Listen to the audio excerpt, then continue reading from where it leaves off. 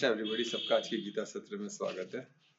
हम chapter 15 start किए और हमने श्लोक 1 भी कंप्लीट किया था यस्टरडे।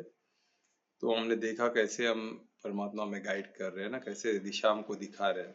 और हम सब ये साधेंगे तो ये हमको एकदम क्लियर होगी दिशा। नहीं तो क्या है ना, थोड़ा थोड़ा हमको ऐसे लगेगा कि क्या वाकई में प्रैक्टिकल है कि नहीं है। ऐसे क्वेश्चंस आएंगे, ये स्वाभाविक है कि ये वाकई में अभी प्रैक्टिकल है क्या। तो ये आज का श्लोक नहीं है ना, श्लोक कब बोला गया है? इतने सालों, इतने हजारों साल पहले। ओके, कृष्ण ने अर्जुन को बोला गया। और ये लिखा किसने हमको? आत्म जो गीत में वो लिखा किसी और ने। और अधर्मी लोग इसको आउटराइट रिजेक्ट भी कर देते हैं, ये अभी रिलेवेंट नहीं है, वो कृष्ण नहीं बोला, इसकी गारंटी क्या है। ऐसे उटपटांग क्वेश्चन। अरे पण ये श्लोक बोला तो गया ना इतने साल पहले, उनके पास क्या है? उनके पास तो कुछ भी नहीं है। आप सोचो, अभी मेटल इतना आगे बढ़ रहा है, इतना मेटल यानी जो मैं तो गोल्ड का भाव बढ़ते बैठा है, सिल्वर का। तो हमारे देवी देवता तो तभी भी पुराने जो पुराने मूर्तियां मिली उसमें भी तो जेवर पहने हुए है ना। हमें तभी भी गोल्ड बनाने की तरीका हमको मानता ना, जमीन के अंदर से सोना निकालना, हमको उसको आयन आज भी लोग बोलते हैं उसके लिए इतना डिफिकल्ट है। गोल्ड को बाकी में से गोल्ड को निकालना, सिल्वर को निकालना, जिंक को निकालना तो बहुत डिफिकल्ट है। माइनिंग, बड़े बड़े इंडस्ट्रीज लगे हुए हैं, इतना खर्चा होता है, इतना लेबर। पर तभी वो इतने हजारों साल पहले तब हमारे देवी देवताओं को जेवर तो वो तो था ना, गोल्ड पहने हुए थे ना सब। तो ये सब तभी भी था ना। तो ये सबको वो नहीं सोचते कि तभी इनका कितना, कहाँ कितना इनका। और तभी इंडिया को भी सोने की चिड़िया बोलते थे ना, सोने की चिड़िया। तो इतना सोना था, इन्होंने आज भर भर के यहाँ से चोरी करके लेके गए और भर भरे अपना कीजिए। आज इतना सोना उनके पास है, तो सबको यहाँ से ही निकला हुआ, यहाँ से चोरी किया हुआ। फिर भी बोलते ना, इंसान को अगर जो इंसान अधर्मी लोग का वही प्रॉब्लम है सबसे बड़ा, कि उन्होंने ये नहीं देखते कि भाई इनके पास इतने सालों पहले इनके पास सोना होके भी इन लोग इतने सभ्य कैसे। ये तो थोड़ा गोल्ड आए तो हमारा अकड़ कितना, गर्व कितना, अहंकार कितना बढ़ जाता है।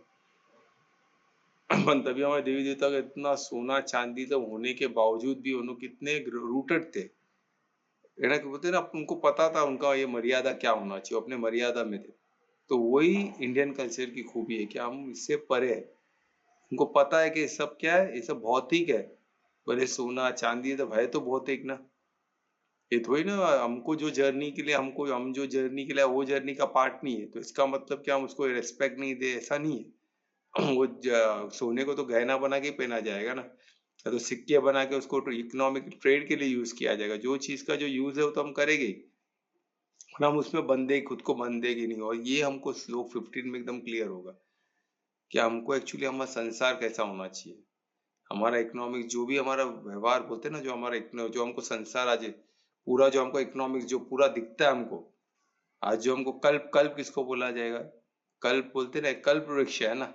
तो कल्प किसको बोला जाए? जो हमको दिखता है, जो ये कल्प अभी जो चल रहा है कल्प, यानी एक एक कल्प में युग होते हैं, सब होते हैं, हमने सुना। तो ये कल्प वृक्ष है। अभी कल्प वृक्ष का वर्णन इसमें किया गया, यानी इतने युग होते हैं और हर युग एक, हम देखते हैं उसमें हर युग में अलग अलग। जैसे सतयुग है, वो युग अलग है ना, त्रेता, द्वापर, द्वापर त्रेता और कलयुग, हर युग का उधर है, उसका उसका वातावरण अलग है, उसका एनवायरनमेंट अलग है। तो वो हमको इसमें बताया गया है कि कैसे है, कैसे होगा और कैसे होना चाहिए, है ना। तो हमको क्या करना है, इससे सीख के हमको हमारा एनवायरनमेंट ऐसा बनाना। आज आप मानोगे नहीं, भय कलयुग, पर आज भी इस कलयुग में ऐसी जगह आपको मिलेगी जैसे सतयुग जैसे रहा जाता है। हम जब ऐसे कुछ लोगों को मिलते हैं, उनका उनका ज्ञान रहता है, उनका आसपास का वातावरण इतना शुद्ध रहता है। तो ये आज भी पॉसिबल है। ऐसा नहीं कि पूरा, कोई बोलते हैं ना कलयुग चल रहा तो हर जगह गंदगी मची हुई है, ऐसा नहीं है। हर जगह पाप ही पाप हो रहा है, पुण्य किधर हो ही नहीं रहा, ऐसा भी नहीं है। हमको ये चीज समझना है कि कलयुग यानी सब गंदे ही है, सब बेकार ही है, कुछ हो ही नहीं सकता, ऐसा नहीं है। इस बीच में भी हम स्वर्ग का निर्माण कर सकते हैं, छोटा सा।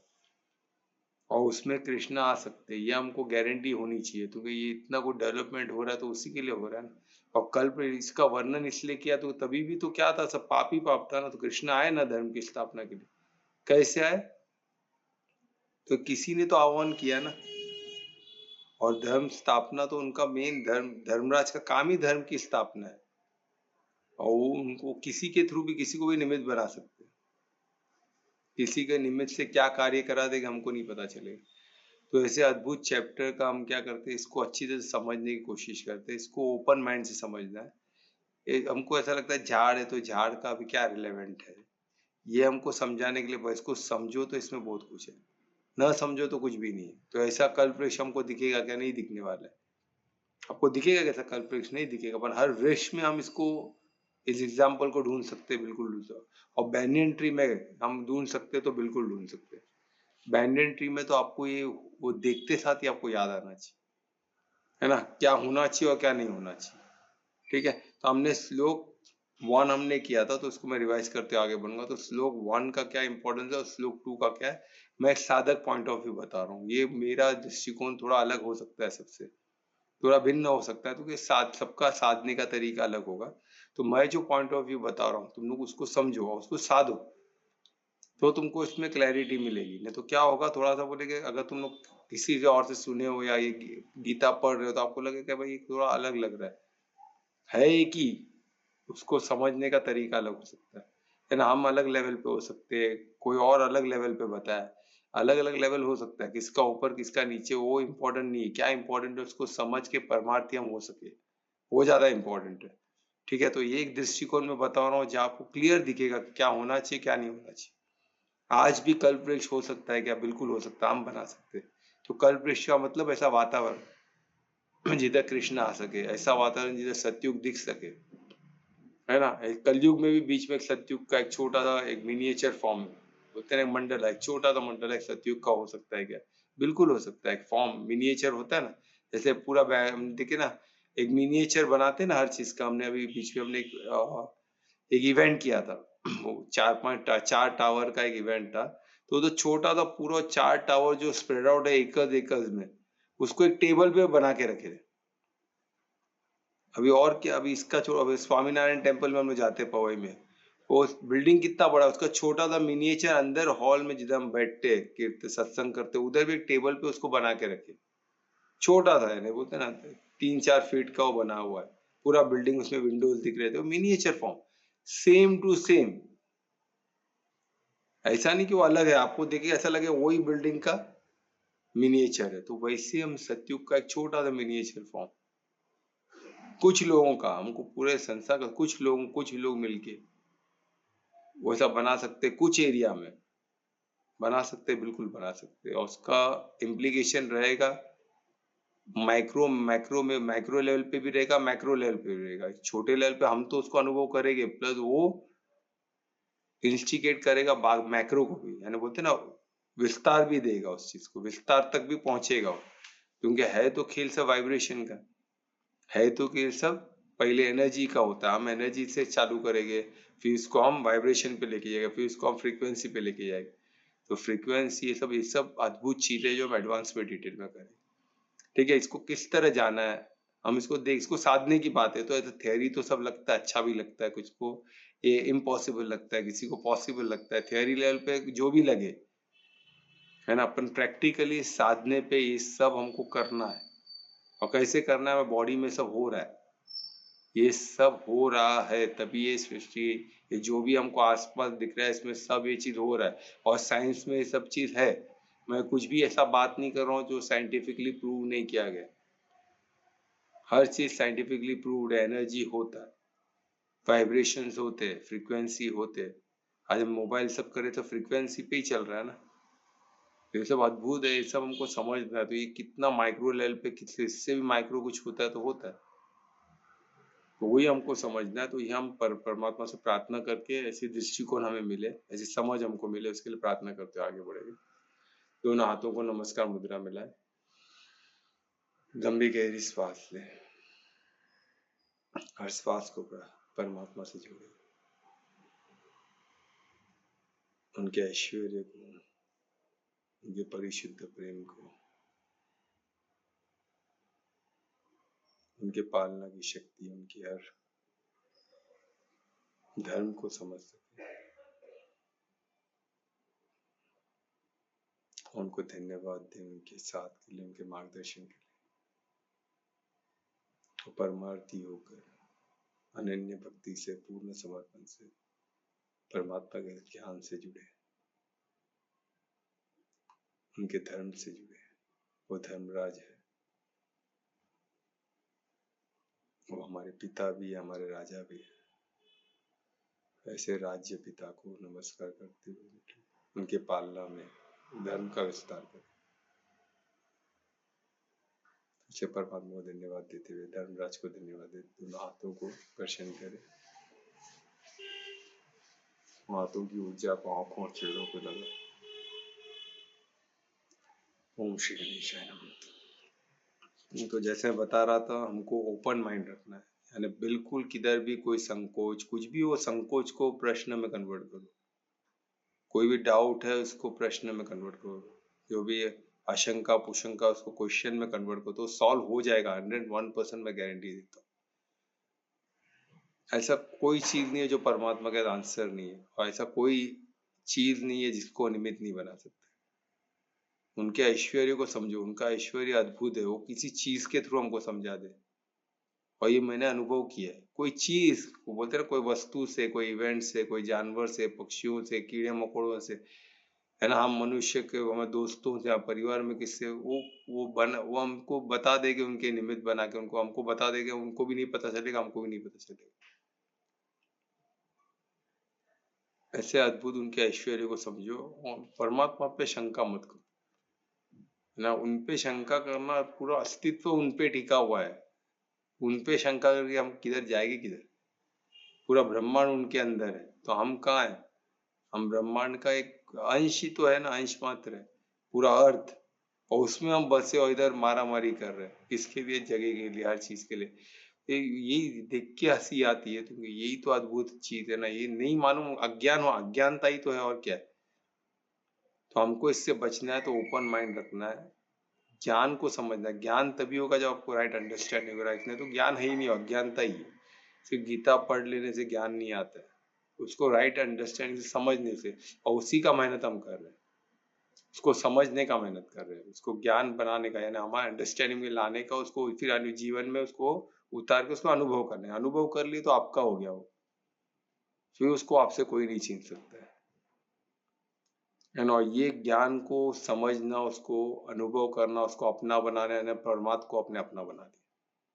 ये गीता ज्ञान इतना पावरफुल है, यानी इसमें एक भी ज्ञान अपने समझ लिए, उसको अपना लिया, यानी अपने परमात्मा को अपना लिया ना। जब आप परमात्मा को अनुभव कर लिया, परमात्मा को अपना लिया, तो फिर खत्म हो गया, फिर बचा क्या? कि वहां से इजी हो जाता है। अलग अलग स्वरूप में, अलग अलग इसमें आपको परमात्मा ही परमात्मा दिखेगी फिर। ठीक है, ऐसे अद्भुत चीज को हम उसको पूर्ण समर्पण के साथ समझने की कोशिश करते हैं।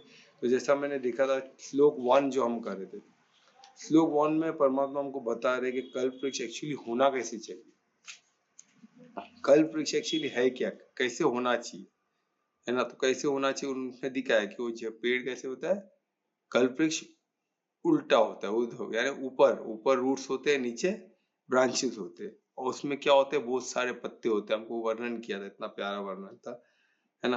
तो उसमें ब्रांचेस होते हैं, उसके शाखाएं होते हैं, और उसकी शाखाएं सबका विस्तार करते, फैलते, है ना।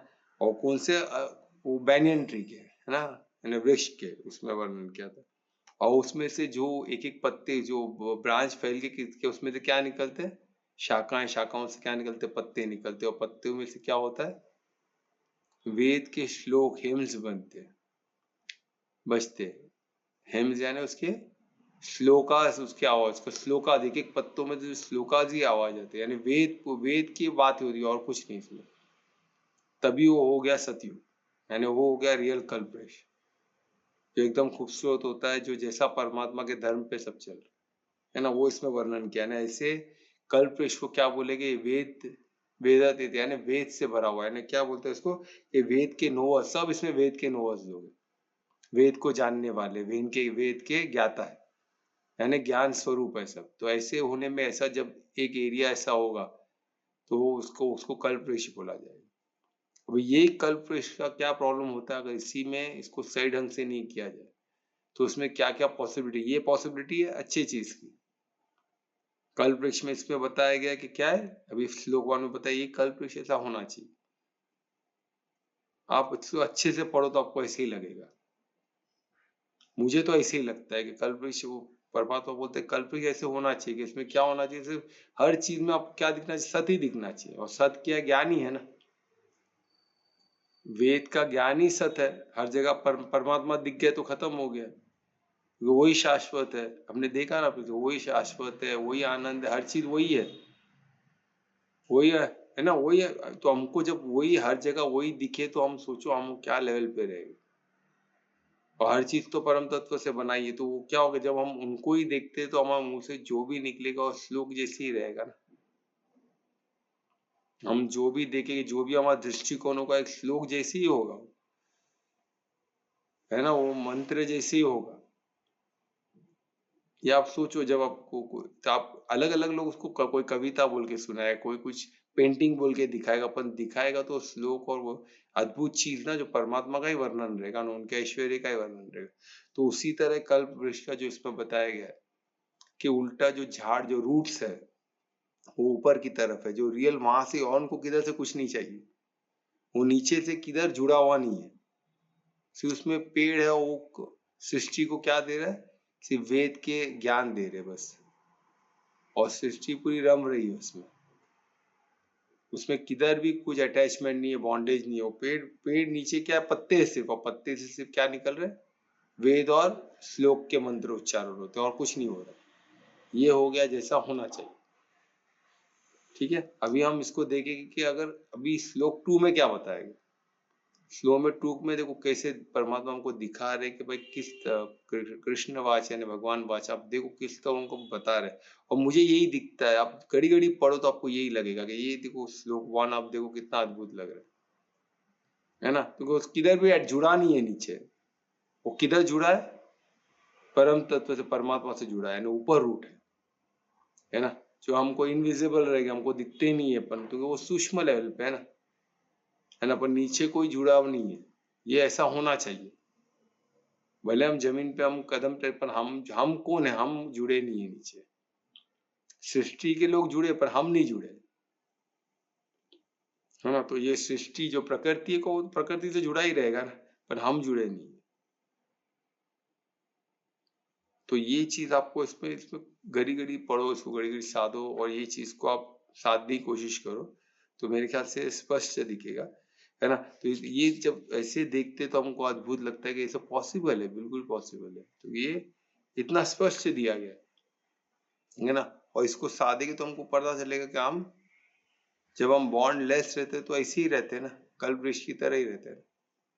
जब हम बॉन्डेड रहे, बॉन्ड में रह गए, आसक्ति में रह गए, तो हम फंस गए। तो वो कैसे कल्पवृक्ष होगा, वो भी हम देखेंगे जो श्लोक 2 में। तो श्लोक 2 कौन पढ़ने वाला है? सब मैं कर रहा हूँ। हाँ, तो मैं रिक्वेस्ट करूंगा ध्रुवेश से कि श्लोक 2 का रिसाइट, श्लोक 2 को रिसाइट करें। श्री गणेशाय नमः। अधर्षजोर्ध्वं प्रसिद्धा तच्च शाखा गुण प्रविद्धा विश्य प्रवालः अधर्ष मूलान्यनुसन्ततानि कर्मानुबन्धिनि मनुष्यलोके।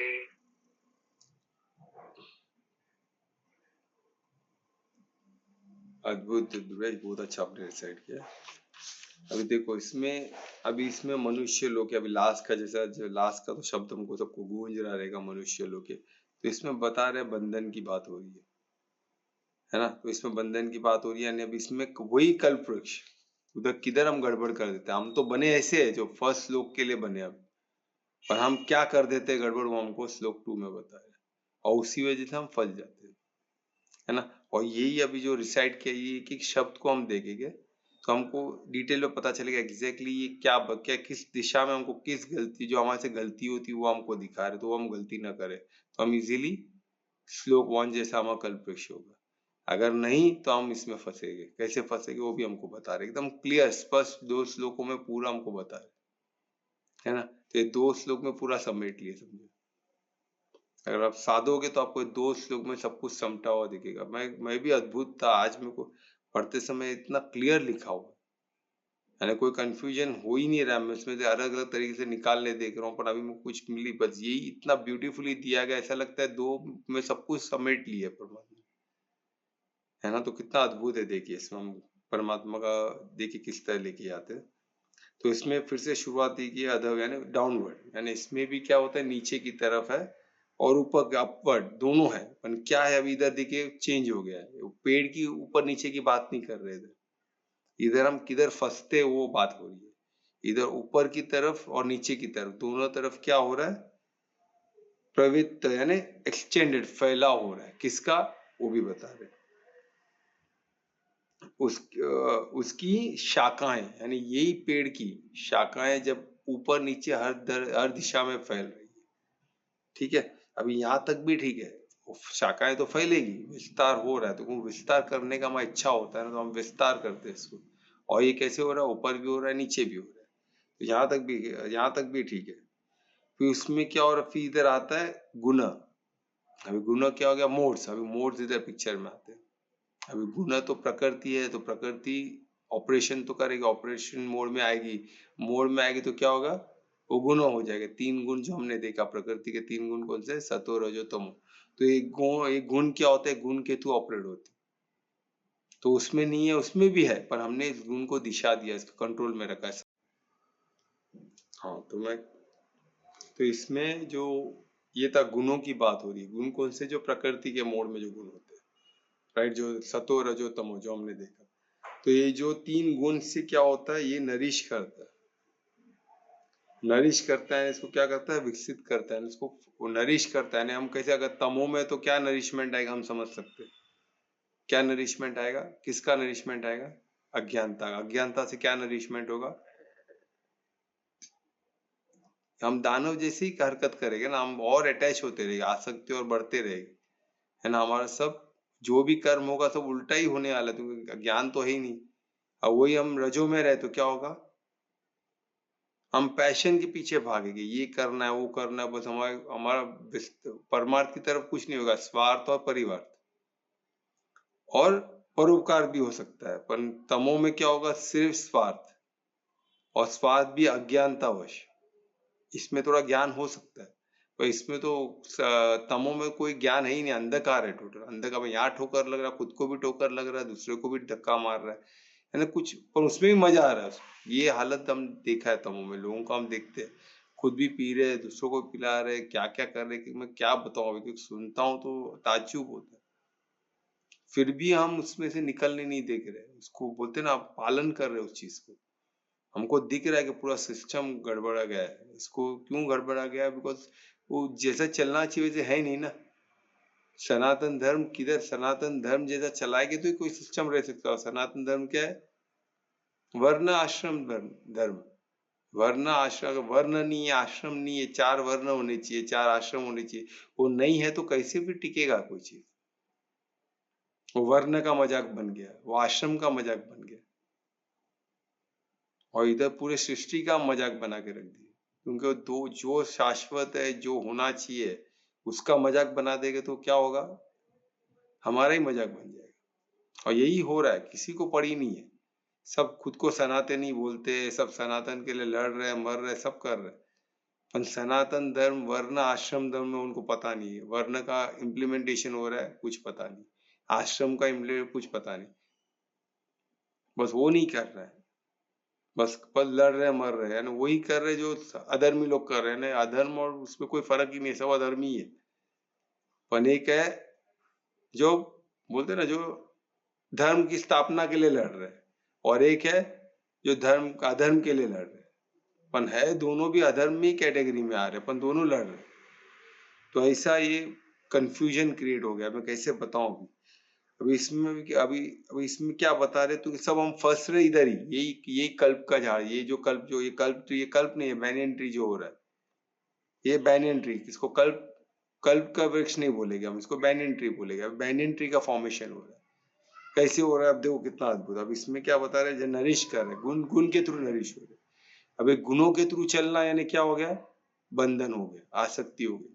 तो आसक्ति से क्या होगा, डालियां निकलेगी, है ना। तो विषय यानी जब हम आसक्ति में किधर फंसते हैं, हम ऑब्जेक्ट, जो इंद्रियों का ऑब्जेक्ट रहते हैं, उसमें फंसना चालू करते। कैसे, मेरा बच्चा, मेरा मेरी पत्नी, मेरा परिवार, मेरा बिजनेस, मेरा हर चीज मेरा, मेरा कंपनी, मेरा डेजिग्नेशन, सब मेरी खुर्ची। उसमें फंसते फंसते हम क्या करते हैं, आसक्ति हमारी फंसती है, तो क्या होता है, फिर वहां से निकलते प्रलय, यानी छोटे छोटे डालियां निकलती है अलग से। वो बड़ होते ना, वहां से नई नई डालियां निकलती है जो नहीं निकलनी चाहिए थी, पर हम निकालते, जो अनवांटेड डालियां जो निकलती। वो डालियां से क्या होता है, वो डालियां डायरेक्ट नीचे की तरफ चलती है, किधर, जमीन की तरफ, ग्राउंड की तरफ। जो हम देखते हैं ना बैनियन ट्री में ये डालियां आती है, वो निकलती है और वो जमीन में अलग अलग रूट्स बनाती है, अलग अलग तरफ। ऊपर की बात नहीं, ऊपर की रूट की बात नहीं हो रही है, ऊपर की रूट तो है पर वो हम इनविजिबल हो, हमें दिखता नहीं है, नीचे की तरफ, नीचे की तरफ बढ़ रहे हैं डाली। और वही डालियां एक्सटेंड होकर रूट बोल रही है, रूट में कन्वर्ट हो रही है, एक्सटेंडेड रूट बन के जा रही है, और वो एक एक जगह आसक्ति में फंसती जा रही है, अनगिनत आसक्ति में हम फंसे हुए। और जो ब्रांचेज नीचे की तरफ जा रही है और जो ब्रांचेज ऊपर की तरफ जा रही है, वो अलग अलग, और सब जगह से डालियां निकल रही है, और वो क्या हो रही, ग्राउंड में जाके अलग अलग रूट बन रहे, और अलग अलग रूट बन रहे तो क्या हो रहा है, उससे अलग अलग आसक्तियों में फंस रहे। और इतने सारे, फिर कुछ समय के बाद देखते इतने सारे आसक्ति में सब फंसते जा रहे, फिर उनके उनके बच्चे फंसते, उनके बच्चे, उनके दोस्त, वो सब फंसते ही जा रहे, तो क्या हो रहा, पूरा संसार फंसा हुआ है। सब नीचे फंसे हुए तो ऊपर कौन जाएगा, सब नीचे ही ग्राउंड में फंसे। बैनियन ट्री में देखते ना कितने स्प्रॉट हो, सब सब किधर फंसे रहते इधर। तो उसी की बात हो रही है, तो वो क्या हो गया, नीचे की तरफ आ गया, रूट्स बन के नीचे एक एक जगह फंसते रहते। तो ये क्या हो गया, आपको और कर्म करने पे और कर्म, फिर उसमें से और जा निकला, फिर उसमें से शाखाएं निकलेगी, उसमें से और रूट्स निकलेंगे, और नीचे की तरफ सब। वो क्या है, जो भौतिक कर्म है उसमें हम फंसे रह गए, जो हमको धर्म करना उसमें नहीं फंसते हम, है ना। तो वैसे हमने देखा कि इसमें फंसते फंसते क्या होता है, उसमें बॉन्डेज क्रिएट होता है, बंधन क्रिएट होता है, और ये बंधन क्या हमें फंसा के रखता है, और इतना बुरी तरह फंसा के रखता है कि हम इसमें इसमें से निकल ही नहीं पाते। और ये इतना अनगिनत हो जाते हैं कि एक एक को फिर कितने बड़े कैसे बड़े हमें समझ में नहीं आता। तो ऐसे, तो यही मनुष्य लोग का इधर ही रहने का दिल करता है। आप कितनों को आप मानोगे नहीं, कि कितना आप बोलोगे ना कि गीता ज्ञान में आना ही आना है, तो इससे होगा कि आधे लोग इसमें आते नहीं है, तो उनको डर लगता है कि ये मनुष्य योनि छोड़ना पड़ेगा। तो ये तो हेडेक है, हमको मनुष्य योनि चाहिए, उनको मनुष्य लोक में रहना है, उनको ये छोड़ना नहीं है। कितने लोगों को, उन लोग तो प्लान भी करते नेक्स्ट जन्म में क्या मिलना है, उसके लिए प्रे भी करते कि हमको नेक्स्ट जन्म में कोई पैसे वाला घर मिलना चाहिए, कोई एकदम बोलते ना एकदम हीरो हीरोइन के घर में पैदा होना चाहिए, या तो बहुत बड़े इंडस्ट्रियलिस्ट के घर में पैदा, या तो यूएस में किधर कोई जो फॉरेन के जिनको इच्छा रहती है, बोलते नेक्स्ट जन्म में अगर मेरा परिवार ऐसे परिवार में पैदा हो जो फॉरेन में रहता हो, तो कितना अच्छा हो जाए, कितना आसान हो जाए लाइफ। ऐसे ऐसे थॉट, और ये मैं सुन चुका हूँ सबसे। उन लोग अपना दुर्भाग्य समझते कि मैं इधर पैदा हुआ, ये जन्म में पैदा हुआ, ऐसे परिवार में पैदा हुआ, मेरा दुर्भाग्य है। सोचो अभी ऐसे ऐसे एक, अभी इनको क्या बोलूंगा, इनको मनुष्य योनि में ही रहना है, पर उनको क्या चाहिए, अच्छा अच्छा लाइफ चाहिए, यानी अच्छे पैसे वाले घर में, अच्छे कंट्री में, अच्छे एरिया में पैदा होना है। तो उन एरिया वेरिया सब डिसाइड करना चाहते हैं कि नेक्स्ट जन्म में किधर पैदा हो, ये पॉसिबल है क्या। अभी ये सब एक्सपेक्ट प्रे करते उसके लिए तत्पर रहते, तो इसलिए इसमें फंसना ही फंसना है। और यही इस श्लोक में बताया गया किस तरह फंसते, और उनको इसमें से निकलना नहीं है, में मनुष्य योनि में ही रहना। तो यही बंधन है जो हमको अट्रैक्ट करता है कि हम मनुष्य लोक में ही रहे, यानी कर्म, यही कर्म भूमि में गड़ी गड़ी आए। और इसमें लोगों को गलत नहीं लगता है कि हमको इधर ही आना है, रिटर्न रिटर्न, यानी जन्म मृत्यु के चक्कर में फंसे रहना उनको लगता है। क्यों, ये बॉन्डेज के ऐसे, ये बैनियन ट्री के जो उल्टा हो गया ना बैनियन ट्री, उसके ऐसे हमें क्या करना है, जो पहला श्लोक है वैसे रहना, हमको कोई इसमें आसक्ति नहीं, नीचे रूट नहीं गया, फंसेगे नहीं तो कोई प्रॉब्लम है ही नहीं। पर अगर रूट आ गए नीचे, जमीन में रूट फैल गया और वो मजबूत हो गया, तो उसको हटाना बहुत मुश्किल है। तो ये मैं संक्षेप में समझाने की कोशिश किया हूँ। तो कुछ क्वेश्चन है तो पूछ सकते हो प्लीज, कुछ क्वेश्चन है इसमें। तो बेसिकली रूट्स को जमीन में घुसने नहीं देना है, आसक्ति नहीं उधर ही देना है, रुकना। बराबर। जो पहला श्लोक था ना, उसमें किधर रूट था ही नहीं ना, हाँ, उसमें। और नीचे जो रूट ऊपर है, नीचे कोई रूट है ही नहीं, नीचे जो पत्ते है ना, और पत्तों से सिर्फ हाँ, क्या निकल रहा है, ज्ञान की बातें हो रही है। मधुर श्लोक निकल रहे हैं, मंत्र उच्चारण हो रहा है। ठीक है,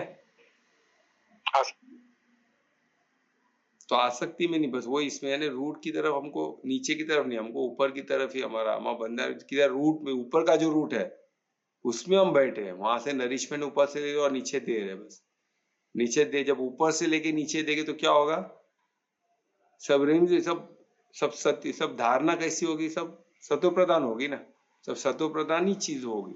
पर नीचे से हम लेंगे तो क्या होगा,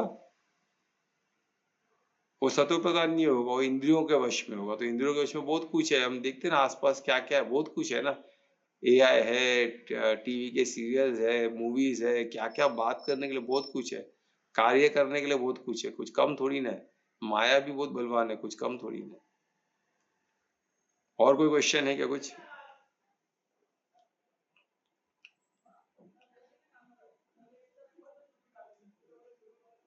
कोई क्वेश्चन नहीं है तो ठीक है, आज का कीर्तन कौन करेगा? मैं कर रही हूँ सर। अच्छा, मैं रिक्वेस्ट करूंगा कल्पना से कि आज का कीर्तन। हरे कृष्णा। एकदन्ताय वक्रतुण्डाय गौरीतनयाय धीमहि गजेशानाय भालचन्द्राय श्रीगणेशाय धीमहि एकदन्ताय वक्रतुण्डाय गौरीतनयाय धीमहि गजेशानाय भालचन्द्राय श्रीगणेशाय धीमहि गणनायकाय गणदेवताय गणाध्यक्षाय धीमहि गुणशरीराय गुणमण्डिताय गुणेशानाय धीमहि गुणातीताय गुणाधीशाय गुणप्रविष्टाय धीमहि एकदन्ताय वक्रतुण्डाय गौरीतनयाय धीमहि गजेशानाय भालचन्द्राय श्रीगणेशाय धीमहि एकदन्ताय वक्रतुण्डाय गौरीतनयाय धीमहि गजेशानाय भालचन्द्राय श्रीगणेशाय धीमहि गानोत्सुकाय गानप्राणाय गानान्तरात्मने गानोत्सुकाय गानतराय गानोत्सुकमनसे गुरुपूजिताय गुरुदेवताय गुरुकुलस्थायिने गुरुधर्म सदा राखाय गुरुपुत्र परितात्रे गुरुपाखंड खंडकाय गीतसाराय गीततत्वाय गीतगोत्राय धीमहि गूढ़गुल्फाय गंधर्मताय गोजयप्रणाय धीमहि गुणातीताय गुणाधीशाय गुणप्रविष्टाय धीमहि एकदन्ताय वक्रतुण्डाय गौरीतनयाय धीमहि गजेशानाय भालचन्द्राय श्रीगणेशाय धीमहि एकदन्ताय वक्रतुण्डाय गौरीतनयाय धीमहि गजेशानाय भालचन्द्राय श्रीगणेशाय धीमहि श्रीगणेशाय धीमहि। गणपति बप्पा मोरया।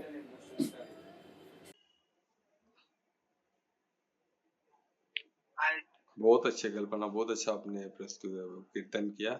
और ये कीर्तन का देखो, ये कीर्तन ऐसे समय पे आए हमको, ये गुणातीत यानी श्री गणेश हमको वाकई में इसमें मदद कर सकते हैं गुणातीत बनने में, है ना। तो हमको ज्ञान से ही, जैसे गणेश जी का जो ज्ञान है और जो विघ्न हरता है, वो हमारे विघ्न हर सकते हैं, बिल्कुल हर सकते हैं। हमको विघ्न हरने के लिए गणेश जी का आशीर्वाद लगेगा और उनकी तरह गुणातीत हम बन सकते हैं और हमारा कल्प फर्स्ट लोग जैसा होगा। ठीक है, तो आज महामंत्र तो अपने छोटी गोपिका कर रही है ना, तो मैं रिक्वेस्ट करूंगा छोटी गोपिका के महामंत्र करें। बोलो। हरे कृष्णा हरे हरे कृष्णा हरे कृष्णा कृष्णा कृष्णा हरे हरे हरे राम राम राम हरे हरे हरे कृष्णा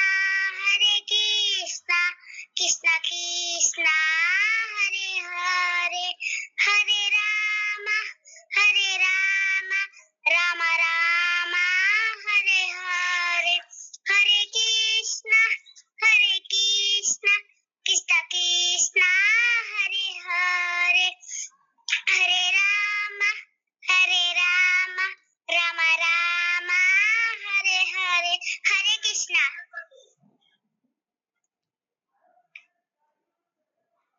अरे वाह वाह, क्या बहुत अच्छे डंके की चोट पे इन्होंने गाया है। वाह, महामंत्र आज पहली टाइम किसी ने हाई पिच पे और डंके की चोट पे आज हुआ है। बहुत अच्छे, धन्यवाद गोपिका, बहुत प्यारा आपने किया। तो हमें फिर भी घड़ी घड़ी करते रहना, ठीक है? करोगी ना? वेरी गुड, ऐसे हम लोग को मोटिवेशन मिलती है। हाँ, very good, you are most welcome. ठीक है, तो इस हाई पिच महामंत्र के साथ यहाँ ही हम आज का सेशन समाप्त करते हैं। कल फिर मिलेंगे। तो सबका धन्यवाद, सबको शुभ रात्रि, सबका मंगल हो। धन्यवाद। धन्यवाद सर, शुभ रात्रि सभी को। शुभ रात्रि सभी को। राधे राधे। राधे राधे।